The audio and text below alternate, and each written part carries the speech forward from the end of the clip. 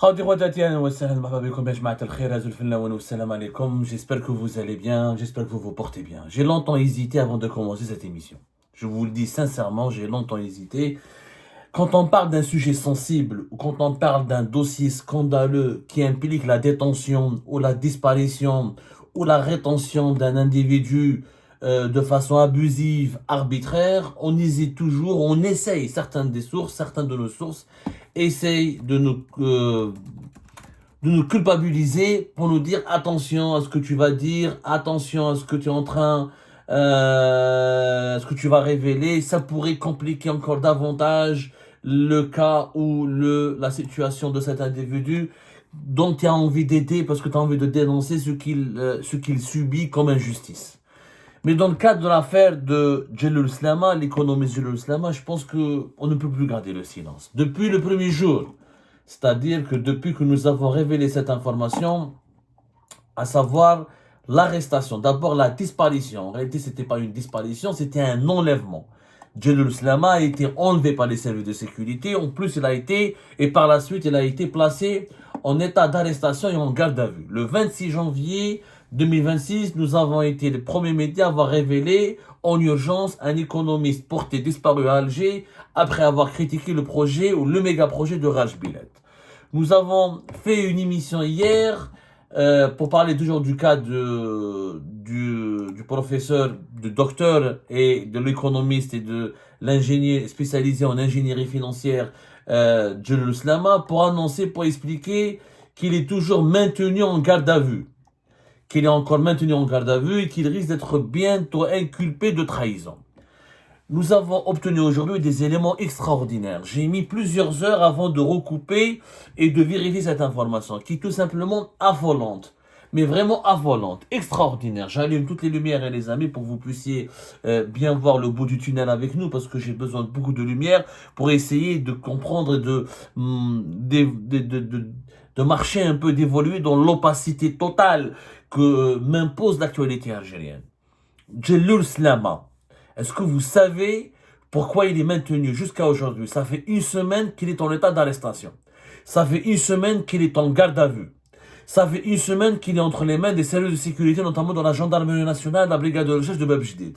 Ça fait une semaine qu'il est en état d'arrestation. Pourquoi? Alors que son seul crime est pour le moment d'avoir son émission, sa séquence, son passage sur le plateau d'une télévision privée algérienne a été exploité et repris par Saïd Benzdira sur sa page Facebook et dans un live diffusé sur YouTube où Saïd Benzdira exploite à juste titre les arguments de Jalloul Slama contre le projet de Raj Billet. L'histoire de Jalloul Slama, elle est liée uniquement à une intervention médiatique.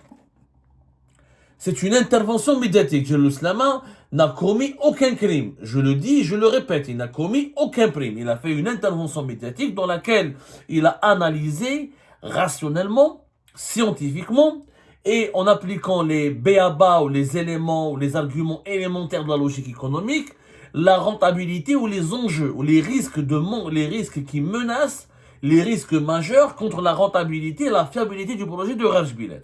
C'est tout ce qu'il a fait. Et nous allons revoir ensemble tout à l'heure ces arguments. Et Jalloul Slama, il est aujourd'hui toujours retenu en garde à vue. Il risque d'être non seulement inculpé de trahison, mais en réalité, le mot exact, c'est de intelligence avec puissance étrangère. Je dis bien que Jalloul Slama fait l'objet, un expert, un économiste, un ingénieur en sciences financières, un spécialiste en ingénierie financière, une compétence nationale algérienne qui a l'habitude de fréquenter les plateaux de télévision algériennes et qui qui a accordé plusieurs interviews aux médias algériens et qui a un cabinet de conseil économique spécialisé dans l'accompagnement des entreprises algériennes en situation de redressement. C'est-à-dire qu'il accompagne, qu'il propose du conseil pour aider les entreprises algériennes en grande difficulté à se redresser, à améliorer sa situation financière et sa situation de trésorerie, c'est son financière, sa situation économique. C'est-à-dire il leur fait des plans d'action pour essayer de rebooster leurs activités économiques, pour empêcher leur disparition ou pour leur déclaration en faillite. C'est un économiste. Il n'a jamais fait de politique, Jalloul Slama. Il n'a strictement jamais fait de politique. Et aujourd'hui, il est soupçonné par les services de sécurité algériens d'intelligence avec une puissance étrangère. Pourquoi selon vous? À cause de ses propos? Non. À cause de ses analyses froides, rationnelles et hostiles au projet de Raj Bilet? Non. À cause de ses prises de position critiques qui sont basées sur des arguments et des données scientifiques? Non. Tenez-vous bien. Et je défie les autorités algériennes de me démentir. نتحداكم نتحدى السلطات الجزائرية ونتحدى الرئاسة في الجزائر. Je défie la présidente de la République et je défie les services de sécurité et je défie les autorités algériennes de venir me démentir. Le véritable motif de la garde à vue prolongée et de l'arrestation prolongée incessante de Slama Djelloul, ce sont, tenez-vous bien, ses origines marocaines. Je dis bien ses origines marocaines.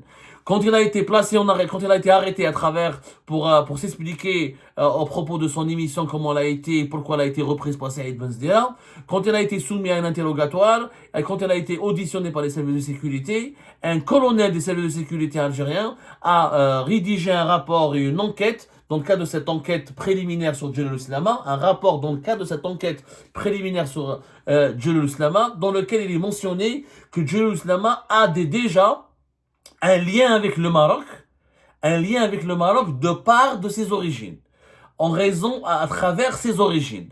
Djelloul Slama aurait des origines familiales marocaines. Comme il serait donc d'origine marocaine, je ne sais pas comment il le serait. Il y a des millions d'Algériennes et d'Algériens qui ont un lien direct ou indirect avec le Maroc, comme il y a des millions de Marocains et de Marocains qui ont un lien indirect avec l'Algérie, puisque c'était le même peuple. Tout l'Ouest algérien a donc un parent, ou là un grand-parent, ou là une tante, ou là un oncle, ou là un parent qui s'est marié avec un Marocain, ou là une Marocaine, etc. Il y a des liens de métissage très importants. Mais nous avons un colonel des services de sécurité algériens qui a rédigé un rapport, dans le cadre de cette enquête préliminaire encore une fois, où il a signalé qu'il faut absolument enquêter et renforcer les investigations à propos de Djelloul Slama dans le cadre de cette enquête sur des soupçons d'intelligence avec une puissance étrangère, des soupçons de crimes. Djelloul Slama fait l'objet de soupçons de crimes ou de délits de crimes d'intelligence avec puissance étrangère, ce qui est une accusation très grave. Je rappelle que intelligence avec une puissance étrangère, ça veut dire le fait d'entretenir des rapports illégaux, des rapports d'espionnage ou d'entretenir une certaine loyauté avec une puissance étrangère ou avec une organisation étrangère ou avec des agents étrangers dans le but de susciter ou de déclencher des actes hostiles ou des actes d'agression contre son pays natal, qui est l'Algérie. Donc, Djelloul Slama est accusé et soupçonné de trahison. Pourquoi? Parce qu'il a critiqué le projet de Raj Bilet et parce qu'il a des origines marocaines. C'est très grave. Je vous certifie cette information. Je vous la certifie. Et je défie les autorités algériennes de me démentir. Et j'ai même le nom. J'ai même le nom du colonel qui est en train de faire cette enquête et qui est en train de mener cette enquête et qui est à l'origine de l'arrestation et du placement en garde à vue de Djelloul Slama. Et je sais que comment c'est un colonel, c'est un colonel de la gendarmerie nationale et des services qui a induit les services de sécurité en erreur et qui leur a dit que Djelloul Slama entretiendrait des liens suspects ou douteux avec le Maroc, qui est le Makhzen, le pays ennemi voisin, parce qu'il a des origines, parce que dans sa famille, il aurait des origines proches ou lointaines qui seraient marocaines. Est-ce qu'une origine peut justifier une suspicion? Est-ce qu'une origine lointaine ou proche, suspecte ou avérée, peut justifier une arrestation, un placement en garde à vue et une garde à vue qui dure depuis une semaine? Et est-ce qu'une origine ou des origines, ça peut justifier ou ça peut être utilisé comme une base pour une enquête sur intelligence avec puissance étrangère? C'est de la folie. C'est de la folie. Avec ce que c'est qu'une puissance avec intelligence étrangère? Dans le code pénal algérien, c'est de la trahison et c'est pratiquement de la peine de mort. C'est très très grave. Mais vraiment, est puni et coupable de trahison et de peine de mort tout Algérien, tout militaire ou marin au service de l'Algérie qui porte les armes contre l'Algérie ou entretient des intelligences avec une puissance étrangère en vue de l'engager à entreprendre des hostilités contre l'Algérie ou lui en fournir les moyens, soit en facilitant la pénétration de forces étrangères sur le territoire algérien, soit en ébranlant la fidélité des armées de terre, de mer ou de l'air, soit de toute autre manière. Ça c'est l'article 61 du code pénal algérien. C'est quand même grave. On parle d'entretenir des liens des liens d'intelligence avec une puissance étrangère, c'est-à-dire de servir d'espion à un pays étranger qui veut engager déclencher des actions très hostiles contre l'Algérie, la déstabiliser ou l'affaiblir ou menacer sa sécurité nationale. Est-ce qu'un économiste, parce qu'il aurait eu ou il aurait des origines étrangères, est-ce qu'on a le droit, parce qu'il aurait des origines marocaines, est-ce qu'on a le droit de l'accuser ou de le suspecter d'être un traître ou de nourrir ou de préparer des actes de trahison ou de s'adonner à des liens ou à des liens ou à des intelligences avec une puissance étrangère juste parce qu'il a des origines, juste pour son origine, parce qu'il n'y a aucune preuve. Je vous le dis, Djelloul Slama, il est sous enquête, il est en état d'arrestation, il est sous enquête, n'a pas été encore présenté devant la justice, n'a pas été encore présenté devant le tribunal, parce qu'ils n'ont pas de preuves contre lui. Si les services de sécurité avaient trouvé la moindre preuve contre lui, il l'aurait accablé, il l'aurait déjà placé sous mandat de dépôt, il l'aurait déjà envoyé en prison. Ils n'ont pas de preuves contre lui. C'est pour ça qu'ils ne savent pas comment l'envoyer en prison. C'est un économiste, un intellectuel, un homme instruit. Dans ses analyses, ils sont factuelles, scientifiques et précises. كما يقول هو ما عندوش لغة أدبية ou لغة فلسفية, عنده لغة علمية. Il parle d'un langage scientifique. Il analyse des chiffres, il analyse des schémas de développement, il propose des solutions, il dit son avis sur des faits scientifiquement prouvés ou sur des faits qui sont discutables, et il parle uniquement de l'économie. Il n'a aucune position politique. On le soupçonne donc d'être un agent du Maroc parce qu'il a des origines marocaines. Est-ce que vous imaginez la folie dans laquelle qui s'est emparé de l'Algérie? Je rappelle que l'article 63 du Code pénal algérien traite et accuse, on peut punir de peine de mort tout Algérien qui livre à une puissance étrangère ou à ses agents, sous quelque forme et par quelque moyen que ce soit, un renseignement, un objet ou document ou procédé qui doit être tenu secret dans l'intérêt de la défense nationale ou de l'économie nationale. Mais est-ce qu'il a révélé un document, Slama Djelloul, dans son émission? Il n'a pas parlé à une télévision marocaine, il n'a pas parlé à un média marocain, il a parlé à une télévision privée algérienne, il a été repris et relayé par un activiste algérien qui s'appelle Saïd Bouzdera, qui est lui-même connu pour son engagement contre le Merzen et qui est l'une des voix algériennes médiatiques les plus critiques et les plus virulentes contre le Maroc. Donc comment on peut soupçonner Djelloul Slama de connivence ou je ne sais pas quoi, de complicité avec le Maroc ou de lien avec une puissance étrangère qui serait le Maroc? Comment Djelloul Slama aurait collaboré avec le Merzen ou l'État marocain ou le régime marocain ou les services secrets marocains pour saboter Raj Bilal? Ça n'a aucun sens. Et M. Djelloul Slama n'a pas de renseignements à fournir, il ne travaille pas pour l'État, il ne travaille pas pour les services de sécurité, il ne travaille pas pour l'État, c'est un expert indépendant qui s'affiche en public et qui se présente sur les plateaux de télévision pour analyser des situations économiques et l'actualité économique et pour commenter l'actualité économique de son pays. Donc il ne possède pas de renseignements, il n'a pas de documents, il n'a pas de projet, il n'a pas d'objet à fournir, il ne peut en aucun cas servir une puissance étrangère, que ce soit le Maroc, Israël, la France ou les États-Unis ou je ne sais pas qui encore. Mais comme il a des origines, parce qu'il y a un colonel, qui est un colonel des services de sécurité algériens, qui a mis en valeur ou qui a mis en exergue ses origines marocaines, et il a utilisé cette base, cette information pour étayer ou pour justifier des soupçons d'intelligence avec puissance étrangère. C'est très grave, c'est une honte absolue. Faut-il rappeler que l'Algérie, elle a eu 2 présidents de la République qui sont d'origine marocaine?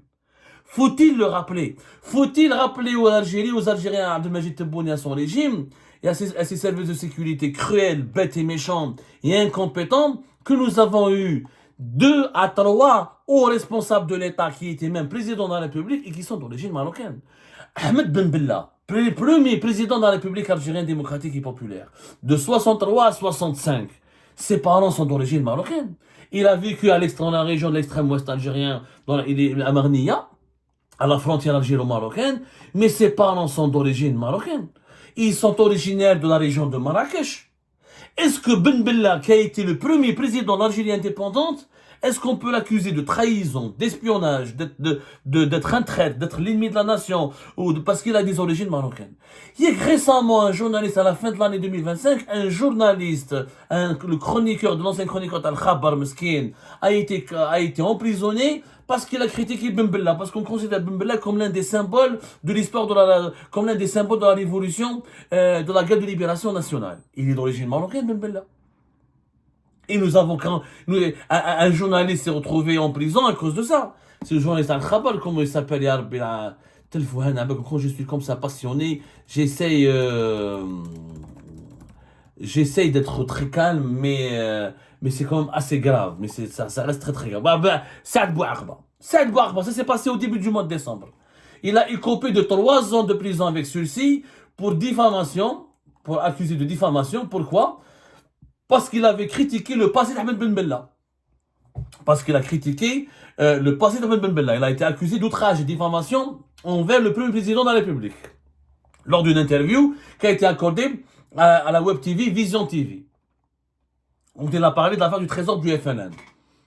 Donc, en décembre 2025, vous emprisonnez un journaliste qui a critiqué Ahmed Ben Bella, qui a mis en doute sa loyauté envers le pays, alors qu'Ahmed Ben Bella est d'origine marocaine.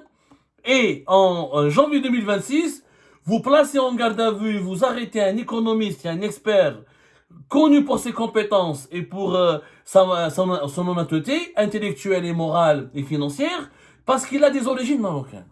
On nage en plein délire. Faut-il rappeler que Abdelaziz Bouteflika, le président algérien qui est resté depuis longtemps au pouvoir en Algérie, est originaire du Maroc. Il est né à Oujda. Il a grandi il a passé une partie de son enfance à Oujda au Maroc. Faut-il rappeler aussi que Abdelkader Ben Salah, le chef d'État par l'intérim en 2019 de l'État algérien, sa famille il a des origines marocaines, ses parents ont des origines marocaines. Il est né aussi à Fellahsen près de Tlemcen, pas très loin de la frontière marocaine. Des millions d'Algériennes et d'Algériens de l'ouest de l'Algérie ont des origines marocaines, ont des liens, ont dans leur famille des parents marocains. Comme il y a des millions de Marocains qui sont à l'est du Maroc, qui habitent dans les régions de Oujda, Nador, Berkane, jusqu'au Rif, jusqu'à Tanger, jusqu'à Tétouan, il y a des milliers ou des millions de Marocains et de Marocains qui ont des origines algériennes, qui ont un grand-père algérien, une grand-mère algérienne, ou une tante ou un oncle algérien et algérien.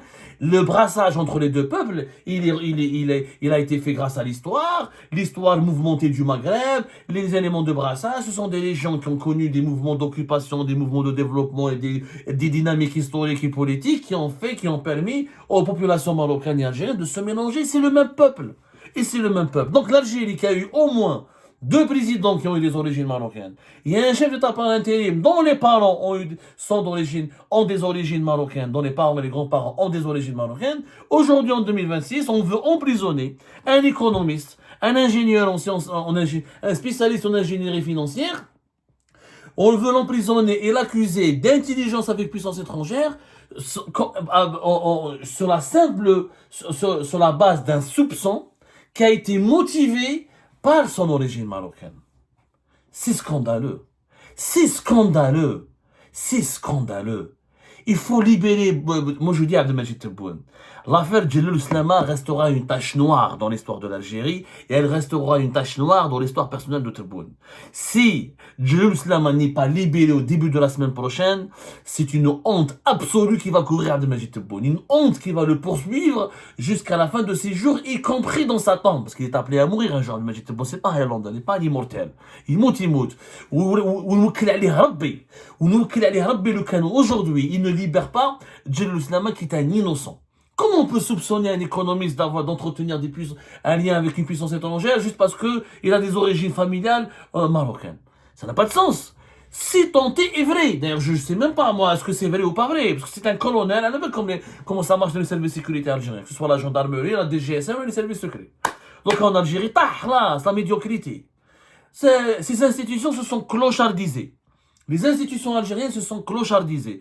C'est le nivellement des valeurs. Je dis bien le nivellement des valeurs. Ça veut dire quoi? Menhabba wa dabba peut devenir un colonel des services secrets ou de la police, ou de la gendarmerie, un colonel de l'armée. C'est le nivellement par le bas. il y a une médiocrité générale, le copinage, le favoritisme, le bniamisme, le régionalisme. Malheureusement, au sein des appareils sécuritaires du pays, comme les appareils judiciaires, où vous retrouvez, il y a des hauts responsables et des gens qui ont gagné, qui ont bâti une belle carrière, sans jamais avoir la moindre compétence requise, ou sans satisfaire à la moindre exigence intellectuelle et scientifique, juste parce qu'ils connaissent, ou ils sont proches, ou ils ont été parrainés par un tel ou un tel. Moi, je demande à ce colonel qui a fait ce rapport honteux et humiliant, en pointant du doigt les origines familiales d'un intellectuel, d'un économiste qui a travaillé pour son pays toute sa vie et qui travaille et qui milite sur le terrain en Algérie pour le développement économique du pays. Je n'ai qu'un mot à lui dire, je n'ai qu'un seul mot, j'ai qu'une seule question à lui poser. Mais comment tu peux te regarder le soir dans une glace? Quand tu te regardes dans un miroir, comment tu peux dormir la conscience tranquille? Quand tu te regardes dans une glace, qu'est-ce que tu te dis? Est-ce qu'il n'y a pas un sentiment de honte et de mauvaise conscience qui te ronge? Tu as justifié le prolongement d'une garde à vue d'un individu, d'un compatriote, parce qu'il a des origines étrangères. Parce qu'il a des origines marocaines. Qu'est-ce qu'il faut faire? De tous les Algériens qui ont des origines marocaines, il faut les suspecter, les soupçonner d'être des agents, des espions. Mais là, on va mettre la moitié des Algériens, beaucoup, c'est la moitié, j'exagère. Mais il y a 10 millions d'Algériens et d'Algériens qui ont des origines marocaines. Ou dans les parents, ou dans les familles, ont des liens familiaux directs ou indirects avec le Maroc. Il y en a 10 millions. Tout l'ouest algérien. De Indefla jusqu'à Marnia. Et la même chose au Maroc. De Oujda jusqu'à Tanger. 10 millions. Comment on va faire maintenant? Qu'est-ce qu'il faut faire? C'est quoi? Il faut effacer toute trace de marocanité dans son ADN pour être un bon Algérien, pour être un vrai Algérien. C'est du n'importe quoi. Et puis Djellou Slama a fait quoi? Il a fait quoi, Yanes? Il a fait quoi, Hathablouna? Classe, l'objectivité journalistique, elle n'a plus lieu d'être. Rouge d'air, Djellou Slama, 7 jours de garde à vue. Il a fait quoi? Il a fait dans une émission de télévision au mois de janvier 2026, il a dit ceci, que le minerai de Rajbilet est très chimiquement complexe, qui nécessite des traitements coûteux, une forte consommation en énergie et en eau, et un coût des infrastructures qui est très élevé, rail, énergie, les ports, que la rentabilité elle est très lointaine, ça il faut attendre l'horizon 2040-2050, que la rentabilité est incertaine à court terme, qu'exporter du minerai brut est une erreur stratégique, qu'il faut privilégier la transformation locale, la sidérurgie, la création de la valeur ajoutée en Algérie. Donc il a critiqué symboliquement un projet économique. Il n'a pas appelé à la trahison, il n'a même pas dit il faut fermer Rajbilet, il n'a pas dit il faut restituer Rajbilet au Maroc, ou là il n'a pas glorifié le Maroc, il n'a pas glorifié le Makhzen, il n'a pas insulté Tebboune, il n'a pas insulté les institutions de l'État algérien, il n'a insulté personne. C'est un économiste.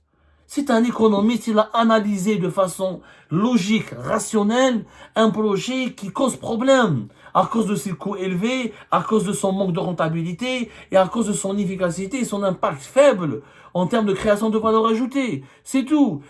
Sur les autres sujets qui ont été commentés ou décryptés par Djellou Slama, il a toujours eu des positions logiques, raisonnables. Je dirais, il a toujours été sur la voie du bon sens. Par exemple, je l'ai lu, moi, quand il parlait du déficit budgétaire, il a toujours critiqué le recours excessif au déficit budgétaire, il a critiqué la gestion de la planche des billets, il a critiqué les politiques de soutien sans réforme structurelle. Il a plaidé pour une réforme de la fiscalité, une meilleure efficacité de la dépense publique, une lutte contre l'économie informelle. Il a critiqué la dépendance aux hydrocarbures, l'absence d'une vraie diversification, la faible attractivité pour l'investissement privé. Il demande la création d'un État stratège, de partenariats industriels, d'une montée en gamme industrielle, etc., etc. Il a défendu des idées, un programme libéral, peut-être, pas très socialiste, il était peut-être pas dans la ligne idéologique de l'État algérien ou du régime algérien, l'économie socialiste, anti-socialiste, il n'est pas pour la planification, etc. Mais il a recommandé des solutions, il a parlé de montage financier moderne, il proposait une meilleure gestion du risque, plus de transparence dans les grands projets. Celui-là est accusé aujourd'hui de traître. C'est grave. Pourquoi? Parce qu'un colonel, je ne sais pas ce colonel il a eu la découverte du siècle. Ah, il a des origines marocaines, Djellou Slama. Donc, comme il a des origines marocaines, il a critiqué Rajbilet, alors peut-être on doit se poser la question, peut-être qu'il roule pour le Merzem. Donc tous ceux qui critiquent Rajbilet, ils ont le malheur d'avoir des origines marocaines proches ou lointaines, doivent être directement arrêtés, placés en détention, placés sous enquête dans le cadre d'investigation sur des soupçons potentiels d'intelligence avec puissance étrangère. Cette affaire de Julius Lama, je le dis bien, sera une tache noire dans l'histoire du régime Tebboune. Ce sera une tache noire. Et un jour ou l'autre, les responsables de ce scandale politico-judiciaire, non seulement ils vont rendre des comptes, mais ils seront punis. Ils seront même sévèrement punis. Parce que l'injustice, elle n'est pas éternelle. Un jour ou l'autre, elle sera corrigée, réparée. Et ces responsables seront sévèrement punis.